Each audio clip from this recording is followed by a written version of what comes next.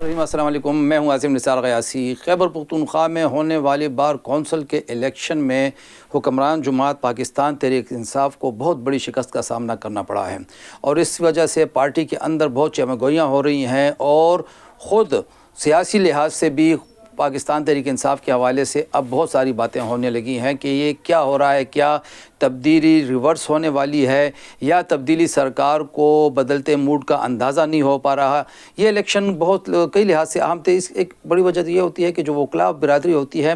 یہ معاشرے کا پڑھا لکھا اور قانون دان طبقہ ہوتا ہے، اس کو آپ ایک نبض بھی کہہ سکتے ہیں۔ اس کا مطلب یہ ہوا، کچھ لوگ یہ لے رہے ہیں کہ جو باشعور طبقہ ہے اس میں اب پاکستان تحریک انصاف کے لیے ووٹوں کا حصول مشکل نظر آتا ہے۔ لیکن اگر جنون کی بات کریں وہ کچھ اور چیز ہوتی ہے، لیکن اگر بار کونسل کی بات کریں، بار الیکشن کی بات کریں، خیبر پختونخوا میں پاکستان تحریک انصاف کو بہت بڑی شکست کا سامنا کرنا پڑا ہے۔ اور اس سے بھی بڑی عجیب بات یہ ہے، افسوسناک بات یہ ہے کہ اس سے محض 2-3 دن قبل وزیر اعلیٰ صاحب نے 42 کروڑ روپے کے چیک تقسیم کیے تھے بار کونسلز کے لیے، بار ایسوسیشنز کے لیے۔ سوال یہ پیدا ہوتا ہے کہ اگر یہ سیاسی رشوت نہیں تھی تو یہ الیکشن سے 2-3 دن پہلے یہ چیک کیوں تقسیم ہوئے، یہ اس سے 2-3 ماہ پہلے کیوں نہیں ہوئے تھے؟ اور بہت زیادہ سوال اٹھ رہے ہیں پارٹی کی تنظیم سازی کے معاملات پر بھی۔ پارٹی اس وقت خیبر پختونخوا میں حکومت تو نظر آتی ہے، لیکن پاکستان تحریک انصاف بحیثیت جماعت دکھائی نہیں دیتی۔ جب سے عمران خان صاحب جیل کے اندر گئے ہیں، یہاں سے پارٹی کا وجود تقریباً ختم ہونے کے برابر ہے، اور پارٹی ہمیشہ حکومت کے ارد گرد گھومتی ہے۔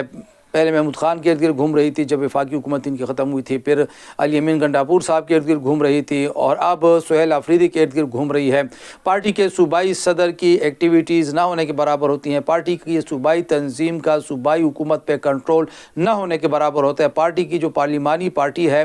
صوبائی پارلیمانی پارٹی، اس کا بھی وجود نہ ہونے کے برابر ہوتا ہے۔ اگر ہم بار کونسل کی بات کریں، بار الیکشن کی بات کریں جی، تو خیبر پختونخوا میں اس کی 28 نشستیں تھیں، اور 28 نشستوں میں سے صرف 5 پہ پاکستان تحریک انصاف 42 کروڑ روپے خرچ کر کے کامیاب ہوئی ہے، 42 کروڑ روپے۔ اور حالانکہ اس دن وزیر اعلیٰ صاحب نے 2 کروڑ روپے اپنی طرف سے اضافی بھی دے دیے تھے، اور ایک لحاظ سے 44 کروڑ روپے۔ لیکن کچھ لوگوں کا یہ کہنا ہے، پارٹی کے بعض ایم پی ایس کا یہ کہنا ہے کہ بیسیکلی جو آئی ایل ایف ہیں، یہ ایک سال میں کوئی 60 کروڑ روپے لے چکی ہے مختلف مداحت میں۔ یہ پارٹی کے بعض ایم پی ایس کا یہ الزام ہے یا یہ گلہ ہے، اس کی ہم کوئی تصدیق یا تردید نہیں کر سکتے۔ اور پارٹی کے ایم پی ایز اس کا سارا ملبہ جو ایڈوکیٹ جنرل ہے اس پہ ڈالتے ہیں۔ وہ یہ کہتے ہیں کہ ایک تو انہوں نے ایسے لوگوں کو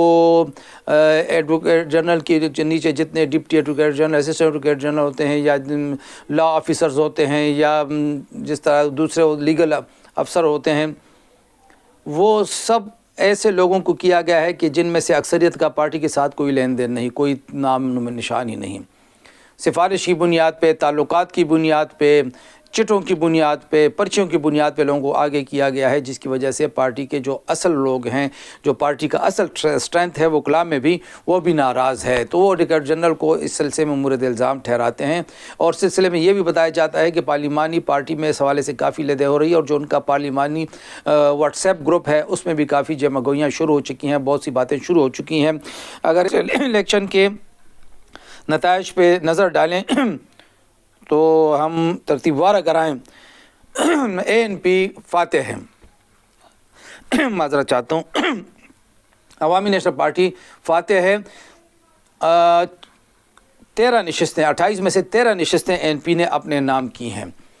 اے این پی سب سے بڑی پارٹی آئی ہے۔ دوسرے نمبر پہ اگرچہ 5 سیٹیں لے کے پی ٹی آئی ہے، جماعت اسلامی اور نون لیگ اور پیپلز پارٹی کو 2 نشستیں حاصل ہوئی ہیں، کچھ آزاد بھی آئے ہیں۔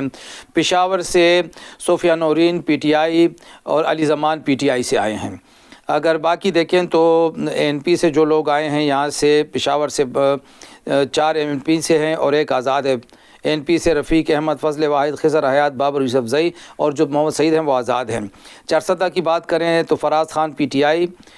نوشہرہ سے فدا گل آفریدی آزاد، مردان سے زر بادشاہ اے این پی، مردان سے اسفندیار جماعت اسلامی،